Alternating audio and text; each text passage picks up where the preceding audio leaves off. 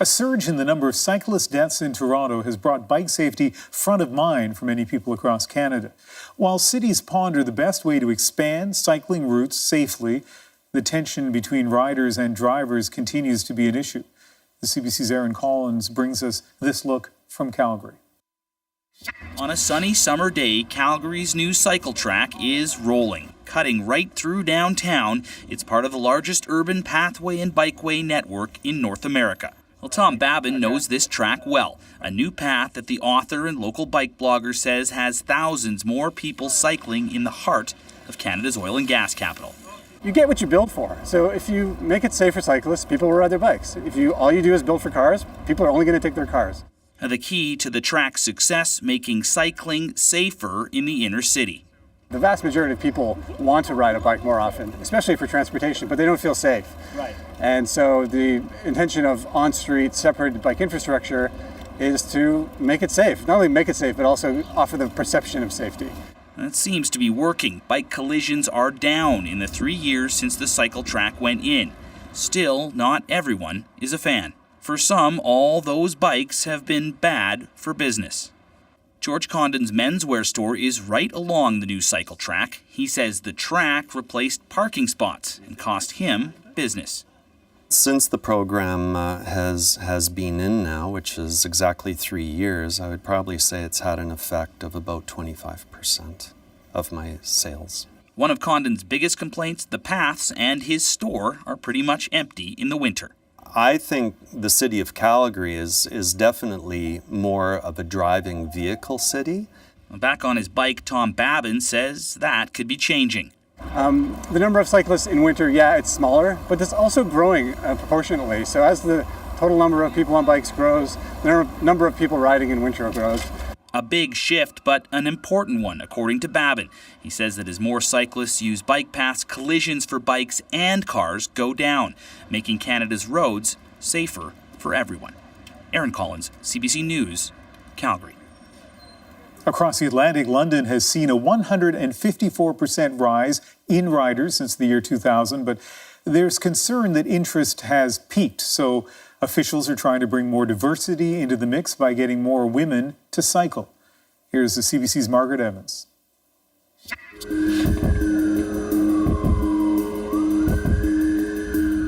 Sometimes they look like they're floating through traffic, carried along by the current, serene. Other times, it's more like they're swimming with sharks, ducking and diving their way through a world where the humble cyclist can get swallowed up by traffic or crowds or both in the blink of an eye. Cycling in London can be hard graft. Those who dare are part of a select club, accounting for just 2% of journeys made, and most of them by men. Enter the mammal, the nickname earned by middle-aged men in Lycra who seem to be channeling the Tour de France. Yeah, they're annoying. They're really annoying. They're just aggressive to everyone. I try to ignore them. Susan Lund has been cycling to work for 4 years. It is aggressive. I'm not an aggressive cyclist, but I think a lot of women feel that it is quite confrontational. Mammals have even been singled out by city planners as a bit of a problem as London tries to reimagine itself as a cycling city of the future. Carolyn Pidgeon heads the Transport Committee for the London Assembly. We have got to make sure it's not just those white men in Lycra of a certain age cycling, and that gives the wrong image as well with cycle superhighs as well. It's all about fast powering rather than pottering along on your bicycle with a basket at the front, the sort of more traditional view you might have. Last year, just 27% of London's cycling journeys were made by women and only 15% by ethnic minorities. City planners say there must be more diversity in the cycling lanes if the trend of people swapping cars for bikes is to grow. Brilliant. Okay, good morning, everybody. It's a really exciting day today. Trainers from Cycle Confident getting a class ready to go out on the road to cycle over to Hyde Park. So we're always cycling with our fingers over both of our brakes, using our gears. Let's go. The Bike Skills Company works for a number of different boroughs across London. So we're going to turn round here. Offering cycling courses for all levels. London is under pressure to reduce the carbon footprint and congestion. and create more sustainable city environments. Marketing director Brian Beausoleil admits he himself fits the mammal mold, but he says courses like these are about helping all kinds of cyclists feel just as comfortable on the road. They want to see people who would not normally ride on a road to get on the road to do their errand or take the children to school or to shop or to commute. Dina, you're at the back because you're the strongest.